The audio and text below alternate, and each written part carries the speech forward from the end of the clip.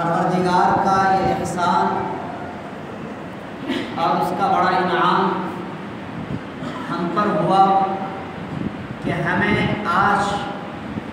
بابرکت اور متبرک دن میں اجتماعی طور پر جمع ہو کر جمعے کی نماز ادا کرنے کی توفیق عطا فرمائی۔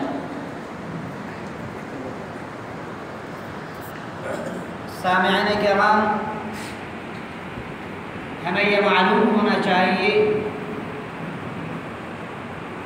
کہ ہماری اور آپ کی سب سے بڑی دولت اور جس کو قرآن اور حدیث نے اور پورے جہان کے بادشاہ نے جس چیز کو دولت گردانا ہے، جس چیز کو دولت کے لفظ سے پکارا ہے، جس چیز کو نعمت کے طور پر ہمیں اور آپ کو نوازا ہے، وہ دین کی نعمت ہے، وہ ایمان اور ایقان کی نعمت ہے، وہ اسلام کی نعمت ہے۔ اسلام کی نعمت جس کے پاس ہے، دنیا کا سب سے بڑا معاملہ وہی شخص ہے جس کے پاس ایمان کی دولت نہیں، اسلام کی دولت نہیں، اس کے پاس دنیا کی تمام چیزیں موجود ہوں، لیکن قرآن ایسے انسان کو خنزیر سے بدتر قرار دیا ہے، جس کے بارے میں قرآن کہتا ہے اس کے پاس آنکھیں ہیں وہ دیکھتا ہے، اس کے پاس کان ہے وہ سنتا ہے، اس کے پاس عقل ہے، لیکن ان تمام چیزوں کے باوجود ہدایت کے راستے کو اختیار نہیں کرتا، تو ایسا انسان جانور ہے، بلکہ جانور سے بھی بدتر ہے۔ پروردگار نے ہمیں ایمان کی دولت سے نوازا ہے، اسلام کی دولت سے نوازا ہے۔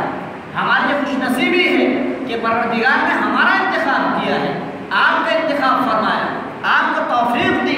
آپ کو ایسی دولت سے لیس فرمایا، آراستہ فرمایا۔ قرآن کریم ارشاد فرماتا ہے، اعوذ باللہ من الشیطان الرجیم، بسم اللہ الرحمن الرحیم، اليوم اکملت لکم دینکم واتممت علیکم نعمتی ورضیت لکم الاسلام دینا۔ کہ آج ہم نے دین کو مکمل کر دیا اور اپنی نعمت کو مکمل کر دیا۔ قرآن نے جس چیز کو نعمت کہا ہے وہ نعمت اسلام ہے، وہ اسلام کی نعمت ہے، وہ ایمان کی نعمت ہے۔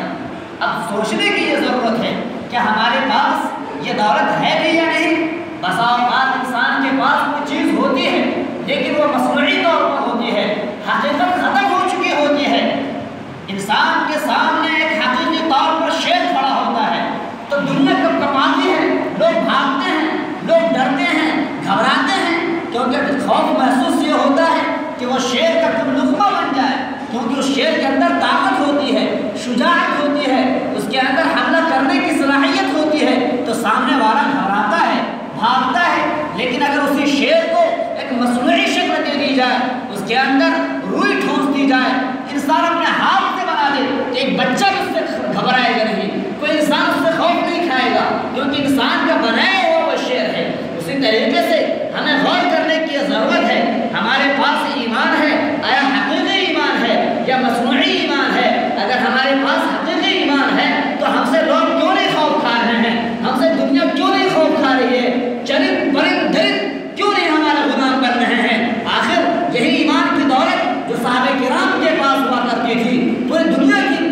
چیزوں کے سامنے جھکتی تھی، پوری دنیا کی دولت کو، پوری دنیا کی نعمتوں کو، پوری دنیا کے چرند پرند درند جانوروں کو پروردگار نے ان کا غلام بنا دیا تھا۔ ہر ایک ان کے سامنے گھٹنے ٹیکتے تھے، اپنے سروں کو خم کیا کرتے تھے، کیونکہ ان کے پاس حقیقی ایمان تھا۔ اس ایمان کے سامنے ہر ایک خوف کھایا کرتا تھا۔ اور آج ہمارے پاس بھی ایمان ہے، ہم بھی اپنے صحابہ کرام کی حقیقی اولاد ہیں، لیکن ہمارے ایمان سے کیوں نہیں لوگوں کے اندر خوف طاری ہوتا ہے؟ ان کے پاس جو ایمان تھا 313 کی تعداد میں ہوتے ہوئے 1000 کی تعداد کو شکست دے دی تھی۔ آج ہمارے پاس ایمان ہے، کیوں نہیں ہمارے سامنے جو دشمن کھڑا ہے ہم سے کیوں نہیں خوف کھا رہا ہے؟ پتہ یہ چلا ان کے پاس جو ایمان تھا وہ حقیقی ایمان تھا، اس میں جان